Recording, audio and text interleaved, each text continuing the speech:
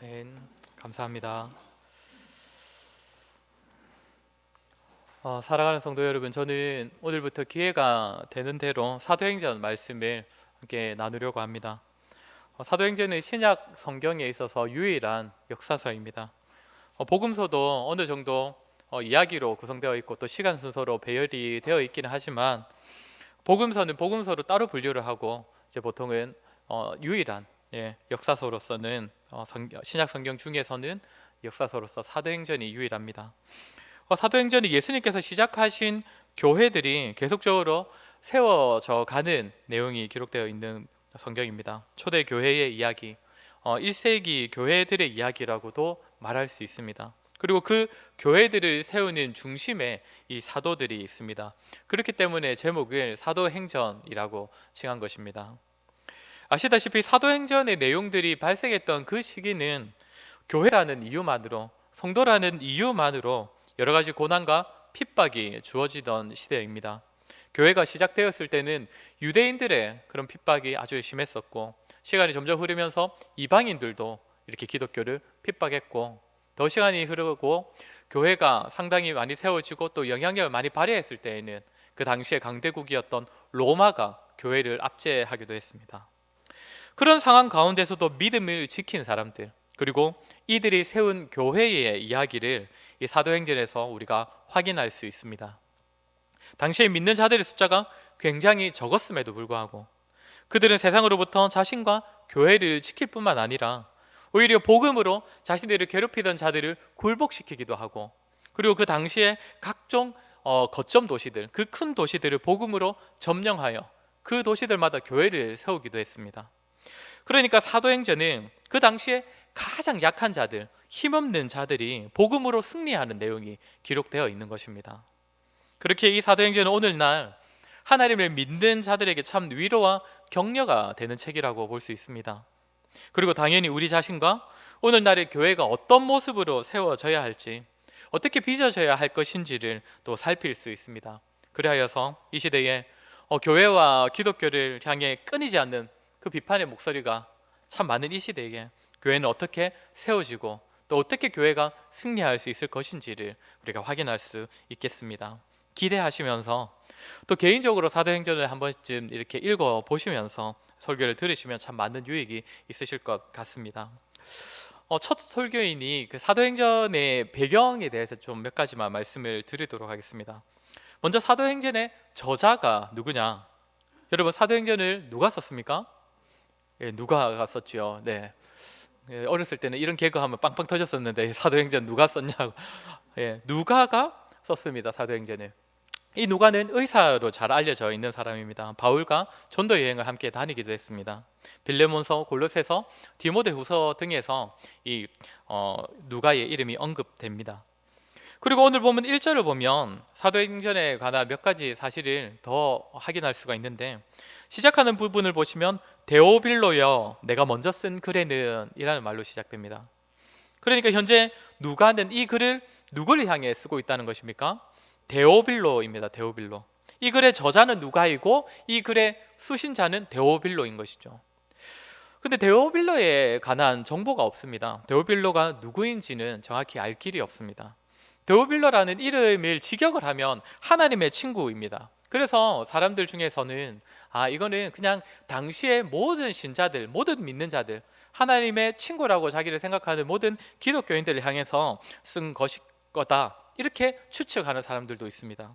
그런데 또 그렇게 보기가 힘든 것은 누가복음에서는 그 누가가 데오빌로를 지칭하면서 뭐라고 하냐면 각하라는 호칭을 붙입니다. 데오빌로 각하여. 이 호칭은 실제로 당시에 사용되던 호칭입니다.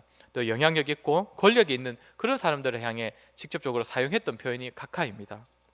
그러니 사도행전도 누가가 이 실존했던 아주 높은 사람 중에 자신의 실제 이름이나 아니면 자신의 별명을 이렇게 데오빌로로 사용하는 그 누군가를 향하여 쓴 글로 보는 것이 좀 더 정확할 것 같습니다. 그리고 또 1절을 보면 내가 먼저 쓴 글이라는 표현이 등장을 합니다. 여기서 말하는 누가가 먼저 쓴 글은 어떤 것을 말하겠습니까? 당연히 누가복음을 말하는 겁니다. 실제로 당시에 사람들이 글을 쓸 때에 예전에 적은 책에 이어서 글을 쓰면 가장 처음에, 그러니까 두 번째로 쓰는 책에서 가장 첫 부분에 지난 책에 대한 언급과 또 그 책에 대한 간단한 요약을 반드시 붙이는 것이 일반적이었다고 합니다. 그렇게 하여서 이 두 권의 책, 그러니까 이 두 글은 각각 다른 글이 아니라, 다른 책이 아니라 마치 한 권의 책처럼 읽혀져야 하는 것이다. 이것을 강조하기 위해서 그런 식으로 썼다는 것이죠. 그렇게 누가 역시도 지금 사도행전을 기록하면서 당시의 특징을 따라서 내가 먼저 쓴 글을 언급한다는 것은 어떤 의도가 있겠습니까? 이 사도행전도 누가복음과 함께 읽혀져야 한다, 이 말을 하고 싶은 겁니다. 함께 읽어야 한다. 따로 생각할 수 없는 각각의 책이 아니라 하나의 책, 마치 챕터 1 또 챕터 2 이런 식으로 진행된다라는 겁니다. 그러면 이제 본격적인 내용에 들어가면서 누가는 왜 이 두 가지 책을 함께 읽어야 된다는 점을 강조하고 있는 것일까요? 지난 글과 이번 글이 다르지 않다는 말을 하고 싶은 겁니다.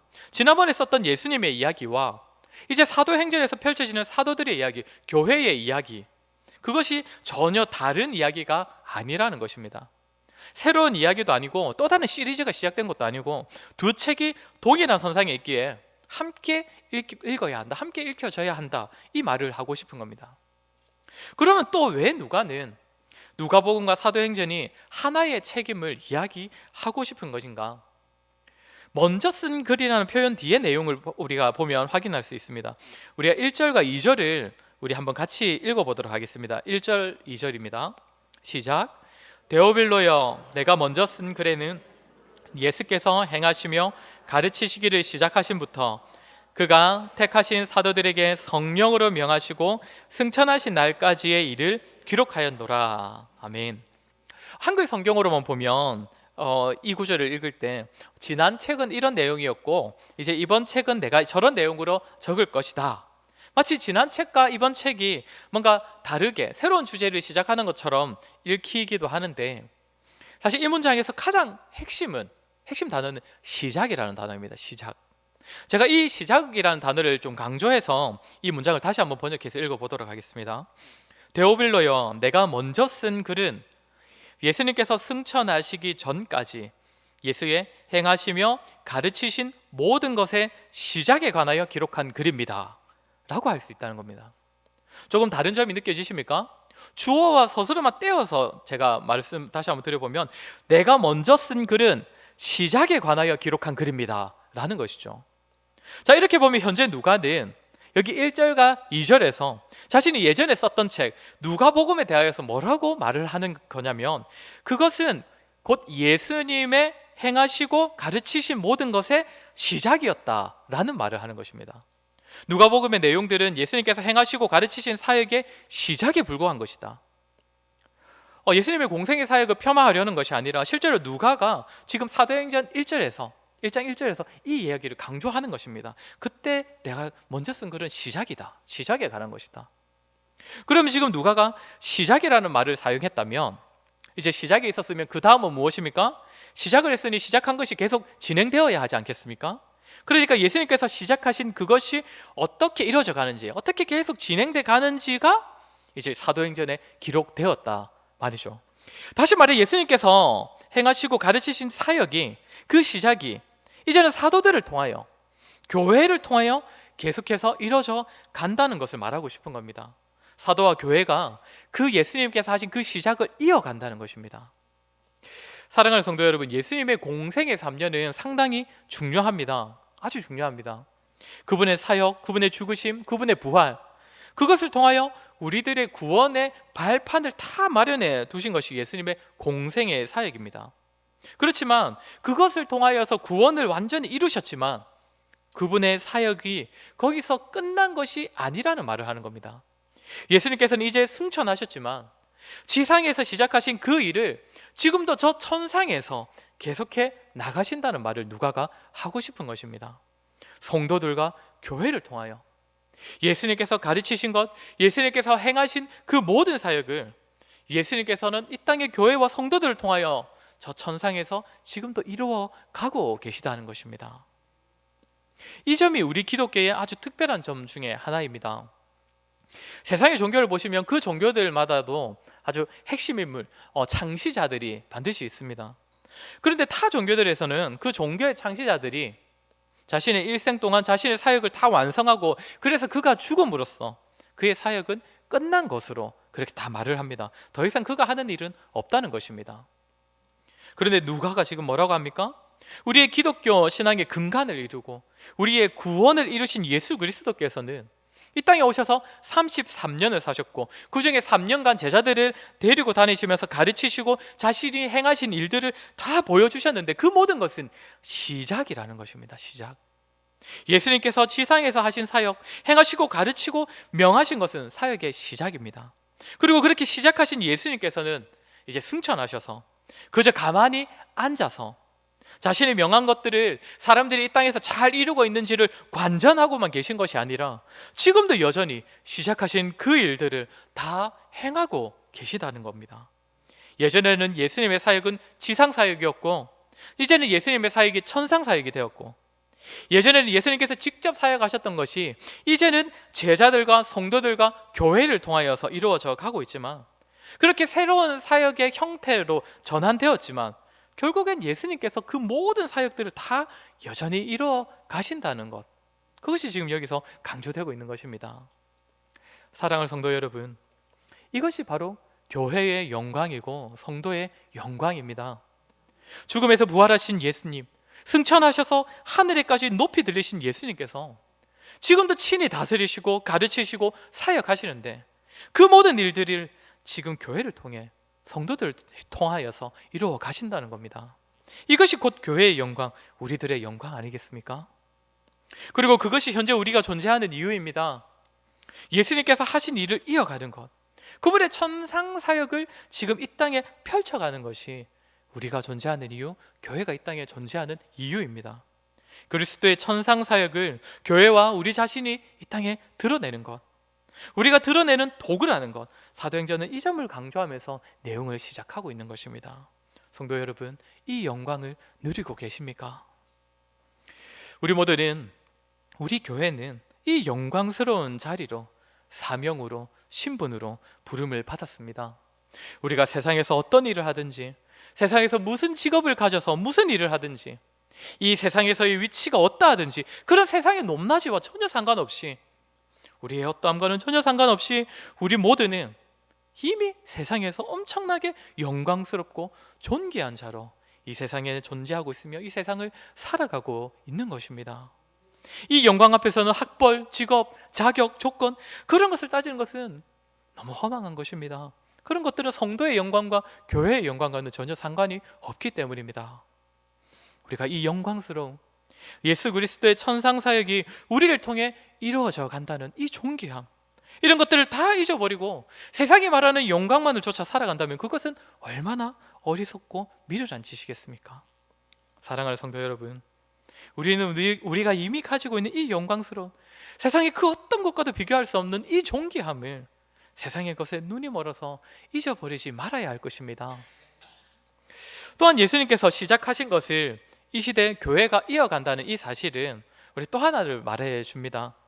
주님께서 친히 천상에서 사역하고 계시기 때문에, 친히 교회를 통하여 일하고 계시기 때문에, 그 사역에 교회를 통해서 지금도 이루어 가시기 때문에 주님의 교회는 결코 무너지지 않는다는 것입니다. 우리는 이 교회의 존귀함을 기억하고 확신해야 합니다. 기독교를 향한 비판과 비난의 목소리가 여전히 줄어들지 않고 있습니다. 뉴스에서나 이제 시사 고발 프로그램에서 주기적으로 한 번씩 계속적으로 교회에 대한 좋지 않은 소식을 전하곤 합니다. 물론 이단들에 관한 이야기가 막 섞여 있지만 사실 우리야 그것이 다 구분되지만 불신자들은 그런 걸 구분하지 못하니 무조건 교회를 싸잡아서 함께 욕하고 있지 않습니까? 그런데 기독교에 대한 비판의 목소리가 외부에만 존재하는 것이 아닙니다. 교회 안에서도, 성도들 중에서도 이런 비판의 목소리가 끊이지 않습니다.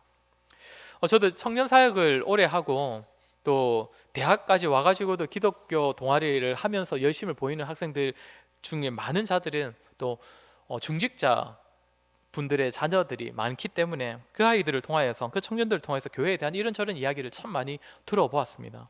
교회의 잘못들을 듣고 또 교회에서 받은 상처로 인하여서 기독교 선교단체에는 소속되어서 그렇게 신앙생활을 이어가고는 있지만 정작 교회는 나가지 않고 있는 그런 청년들도 제가 적잖게 만나보았습니다. 그 친구들이 하는 소리를 들어보면 딱히 틀린 말을 하진 않습니다. 교회가 잘못했고 성도들이 손가락질 받을 만한 그런 잘못들을 범했습니다. 그렇게 교회와 성도들 때문에 교회가 교회답지 못한 것 같고 세상에서도 욕을 듣고 또 손가락질 받는 것 같으니 비판하고 비난하고 또 안타깝게 여기는 것입니다. 그러면서 교회에 대한 걱정, 그리고 한국 교회의 미래에 대한 그런 이야기도 참 많이 하는 것을 들었습니다.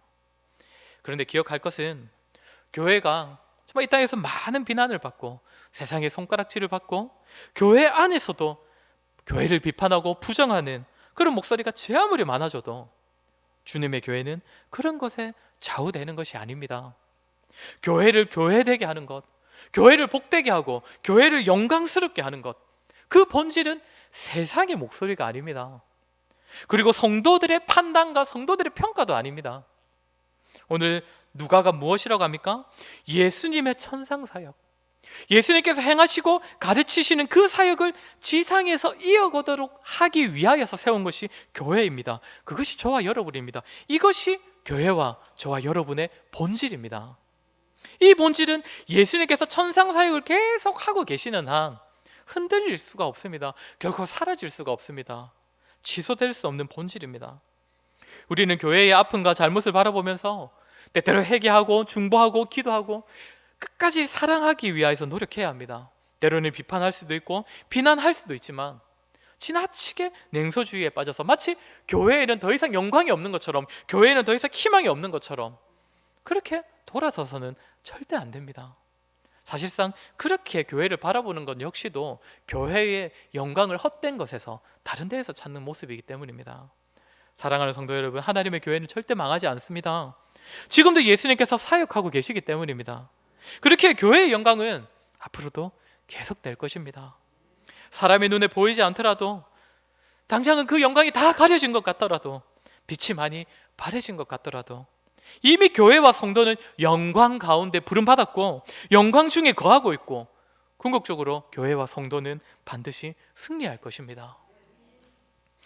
하나 더 생각해 볼 것은 승천하신 예수님께서는 부활과 승천 사이에 자신의 제자들에게 무엇을 하셨냐는 점입니다.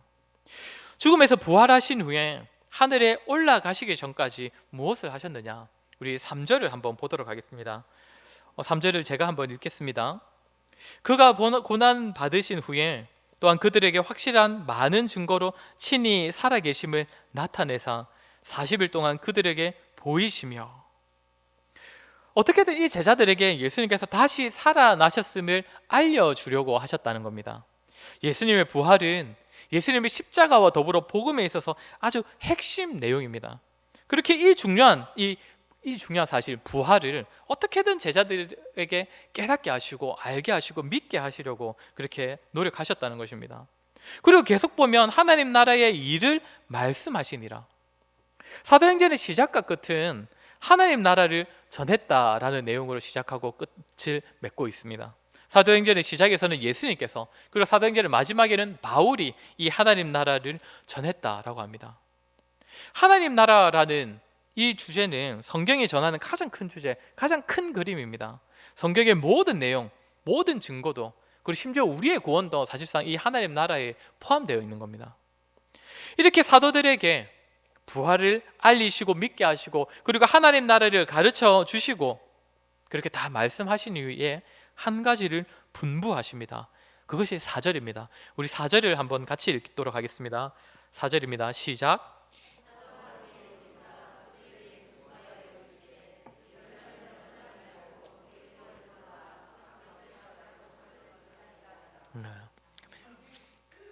아버지께서 약속하신 것을 기다리라라고 분부하셨습니다.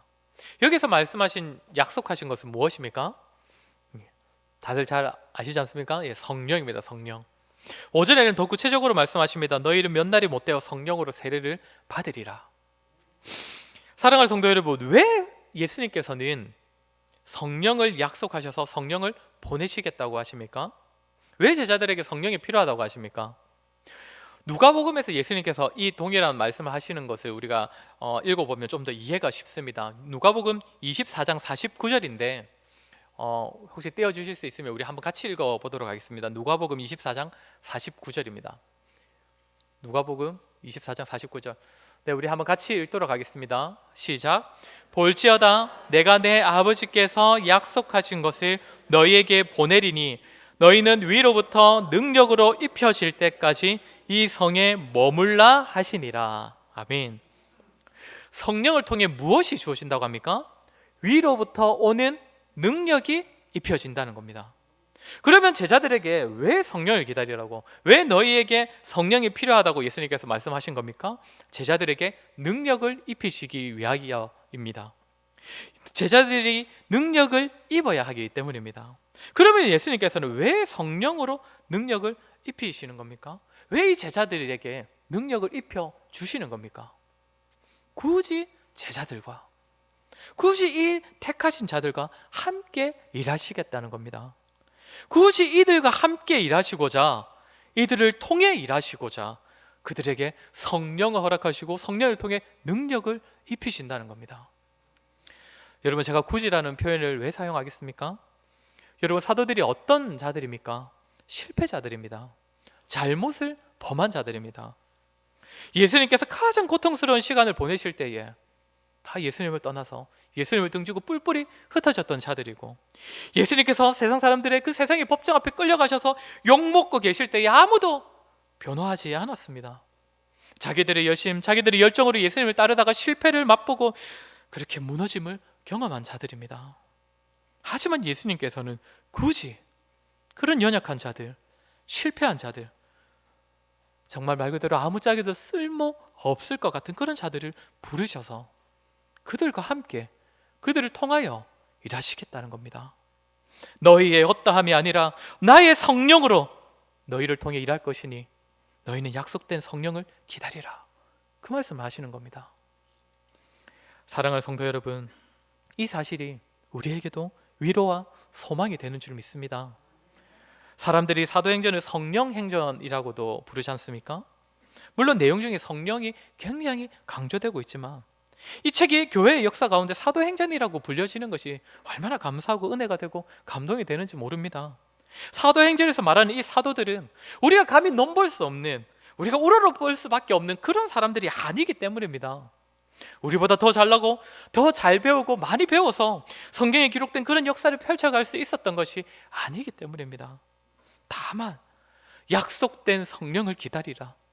어찌 보면 기다리는 것 외에는 아무것도 제대로 한 것이 없는 그런 자들을 통하여서 우리 하나님께서는 교회를 세우시고 복음을 전파하시고 복음이 전해진 곳에 다시 그들을 통하여 교회를 세우셨습니다.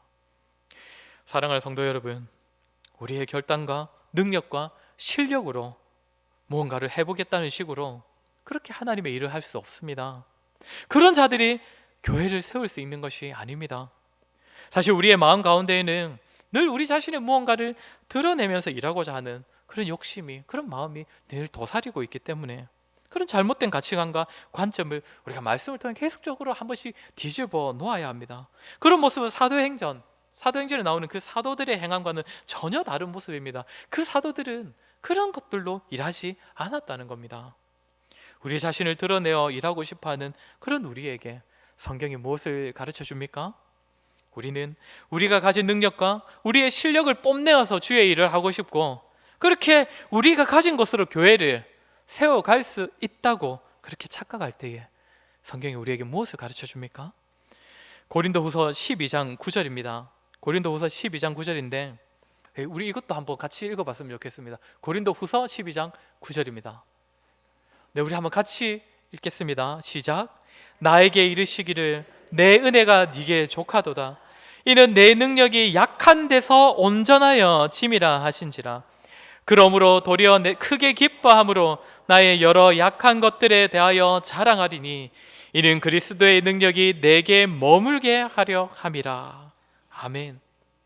사랑하는 성도 여러분, 우리의 연약함은 절대로 무능이 아닙니다. 우리의 연약함은 성령께서 일하시는 통로입니다. 그리스도의 능력이 우리에게 머무는 통로가 바로 우리의 무능함, 우리의 연약함입니다. 그렇게 우리는 계속적으로 우리를 쳐서 우리를 비우고 우리의 바닥을 확인하고 우리 자신을 계속적으로 깨트려야 합니다. 우리가 가진 그 얄팍한 지식, 우리가 가진 얼마 안 되는 물질, 우리가 가진 정말 큰 영양가 없는 그런 능력, 그것이 성령께서 일하시는 통로가 아니라 나는 정말 아무것도 아니고 아무것도 할 수 없음을 계속적으로 확인하고 그 사실을 간직하여 살아갈 때에 오히려 우리의 연약함을 직시하고 그래야 해서 오직 하나님만 의지할 때에 우리는 비로소 하나님께서 쓰시는 자의 자격을 갖추게 되는 것입니다. 그때 성령께서 우리를 통해 일하십니다. 예수님께서는 성령님이 예수님의 가르침을 다 생각나게 하신다고 했습니다. 성령께서 우리에게 지혜와 지식과 깨달음을 주신다고 그렇게 약속하셨습니다. 또한 약속된 성령님께서는 우리에게 있는 굳은 마음을 제하시고 부드러운 마음을 주신다고 했습니다. 말씀 앞에 우리를 쳐서 복종할 수 있도록 우리의 마음을 새롭게 하시는 분이 바로 성령님이십니다. 참 감사하게도 우리에게는 이미 약속된 성령님께서 오셨습니다. 우리 안에 내주하고 계십니다. 우리가 현재 이 모양 이 꼴로 사는 것은 저 제자들에게는 임한 그 성령님께서 아직 우리에게는 오지 않으셔서 우리가 이 모양 이 꼴로 사는 것이 아닙니다. 사도들에게 임한, 그들에게만 임했던 그 특별한 성령이 우리에게 다시 한번 임하여야 우리가 제자답게 살 수 있는 그런 것도 아닙니다. 약속된 성령을 기다리며 제자들이 무엇을 했습니까? 오로지 기도에 힘쓰더라. 그들은 기도했습니다. 오직 약속하신 성령을 기다리면서 진심으로 그렇게 기도했습니다.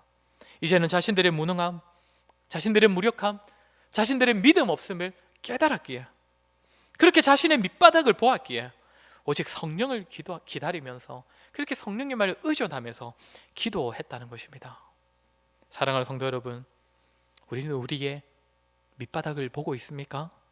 자신의 연약함과 정말 하나님 앞에서는 아무짝에도 쓸모없는 그런 무능한 존재임을 인정하고 그렇기에 기도하는 가운데 우리에게 입히실 성령님 외에는 아무것도 할 수 없는 자임을 고백하십니까? 혹 여전히 우리의 어떤 것들, 우리가 가진 무언가를 붙잡고 계시지는 않습니까? 내가 가진 물질로, 나의 사회적인 위치로, 나의 인맥으로, 그런 나의 실력과 자격으로 사도처럼 살아보겠노라고, 이 시대의 교회를 교회답게 세워보겠노라고, 교회를 새롭게 하겠노라고, 그렇게 내가 성도답게 살아보겠노라고 그렇게 미련하고 잘못된 생각에 사로잡혀 있지는 않습니까? 또는 반대로 내가 너무 연약하여서, 내가 정말 너무 가진 것이 없어서, 내가 할 줄 아는 것도 없고 무능하여서 세상에서 인정받는 위치에 있지도 못하기 때문에 내가 쓰임받는 것은 하나님께서도 하실 수 없을 거야, 이런 나를 통해 하나님께서 일하시고 어떻게 이런 나를 통해 교회를 세워가시겠는가, 그렇게 성령의 역사를 부정하는 그런 믿음 없는 모습 있지는 않습니까? 사랑하는 성도 여러분, 기도를 통하여서 자신을 비워내시기 바랍니다.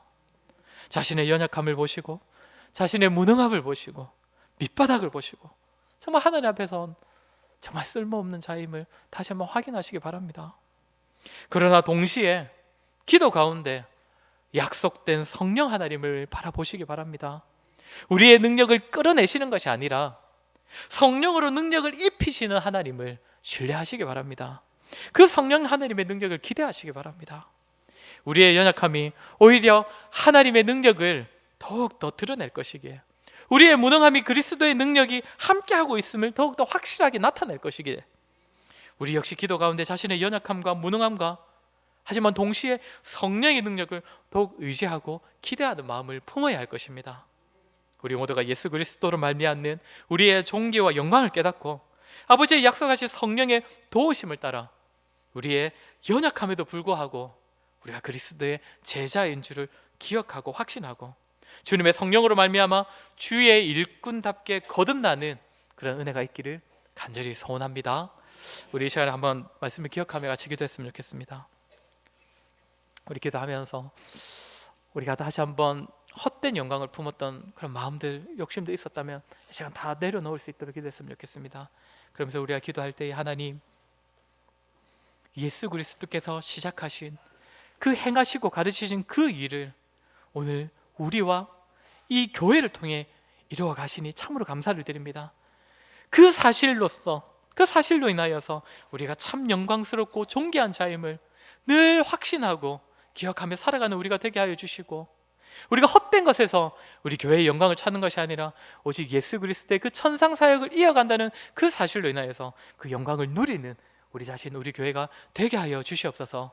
또한 우리가 우리 자신을 정말 아무것도 아니고 무능하고 참 무기력한 자임을 우리가 기억하여서 오직 성령님의 능력을 더딛기 위하여서 우리가 날마다 기도하고 더더욱 성령님을 의존하는 마음으로 살아가는 우리가 되게 하여 주시옵소서. 우리가 들은 말씀을 기억하며 우리 한번 같이 기도하도록 하겠습니다. 기도하겠습니다.